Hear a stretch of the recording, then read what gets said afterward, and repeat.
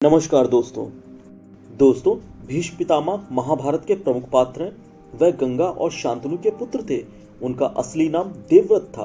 पिता के सुख के लिए भीष्म ने आजीवन अविवाहित रहने और ब्रह्मचर्य का पालन करने की भीषण प्रतिज्ञा की थी।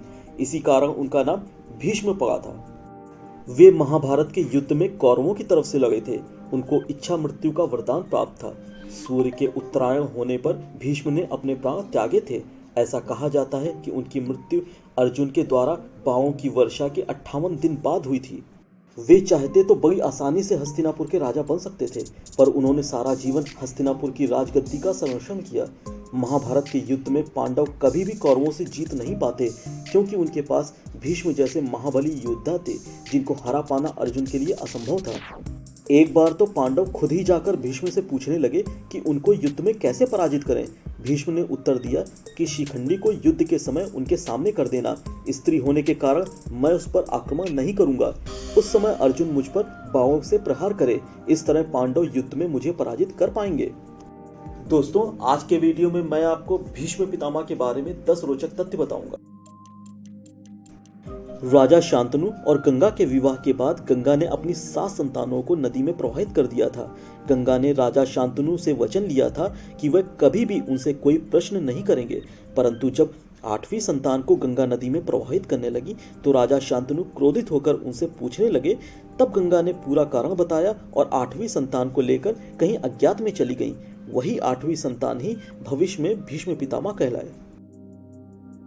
राजा शांतनु निषाद कन्या सत्यवती से दूसरा विवाह करना चाहते थे, परंतु सत्यवती ने यह वचन लिया था कि उनकी संतान ही आगे चलकर राजा बनेगी।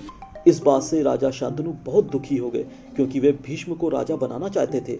जब यह बात भीष्म को पता चली, तब उन्होंने अपने पिता को वचन दिया कि वे सारा जीवन अविवाहित रहेंगे और कभी शादी नहीं करेंगे। सत्यवती से उत्पन्न पुत्र ही राजगद्दी पर बैठेगा। दोस्तों, अपने सौतेले भाई विचित्रवीर के विवाह के लिए भीष्म पितामह ने काशी राज के 3 कन्याओं का बलपूर्वक अपहरण किया था। उनके युद्ध कौशल को देखकर सभी चकित रह गए थे। दोस्तों, एक बार भीष्म ने परशुराम से 21 दिनों तक भयंकर युद्ध किया था। ऋषि मुनियों के समझाने पर परशुराम ने स्वयं ही लोक कल्याण के लिए युद्ध रोक दिया था। सत्यवती ने भीष्म से बार बार कहा कि विवाह करके संतान पैदा कर लो, परंतु उन्होंने अविवाहित रहने की अपनी प्रतिज्ञा कभी नहीं तोड़ी। दोस्तों, भीष्म श्री कृष्ण के भक्त थे। युद्ध में जब श्री कृष्ण रथ का पहिया लेकर दौड़े तो भीष्म ने अपने सभी शस्त्र रख दिए थे। वे श्री कृष्ण के हाथों मृत्यु पाना चाहते थे। दोस्तों, महाभारत के युद्ध में श्री कृष्ण ने शस्त्र ग्रहण न करने की प्रतिज्ञा की थी, परंतु भीष्म ने कहा कि वह श्री कृष्ण को किसी भी तरह शस्त्र ग्रहण करने के लिए मजबूर कर देंगे।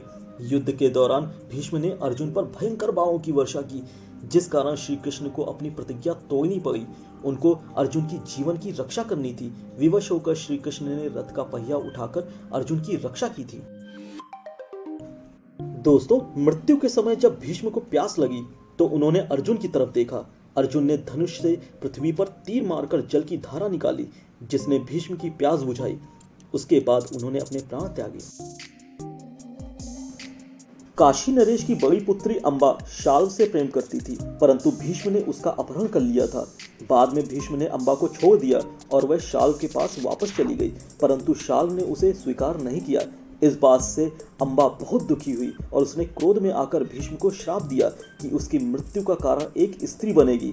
महाभारत के युद्ध में शिखंडी भीष्म के सामने आ गई, जिस कारण उन्होंने युद्ध नहीं किया। इस मौके का फायदा उठाकर अर्जुन ने भीष्म पितामह पर बाणों की वर्षा कर दी। इस तरह भीष्म पितामह की मृत्यु का कारण एक स्त्री बनी थी। भीष्म पितामह जब बाणशैया पर घायल पड़े थे तो कौरवों की तरफ से बहुत से चिकित्सक वहां आ गए। वे सभी भीष्म का इलाज करना चाहते थे, परंतु उन्होंने कहा कि इन सभी चिकित्सकों की कोई आवश्यकता नहीं, इन्हें पुरस्कार देकर विदा करो, मेरे स्वर्गवासी होने का समय आ गया है। भीष्म पितामह ने सूर्य के उत्तरायण होने पर श्री कृष्ण की छवि को आंखों में बसाकर अपने प्राण त्यागे थे। दोस्तों, आज के लिए बस इतना ही। अभी तक आपने मेरे चैनल को सब्सक्राइब नहीं किया तो प्लीज सब्सक्राइब कर लीजिए और लाइक, शेयर, कमेंट करना बिल्कुल मत भूलिए। थैंक यू दोस्तों।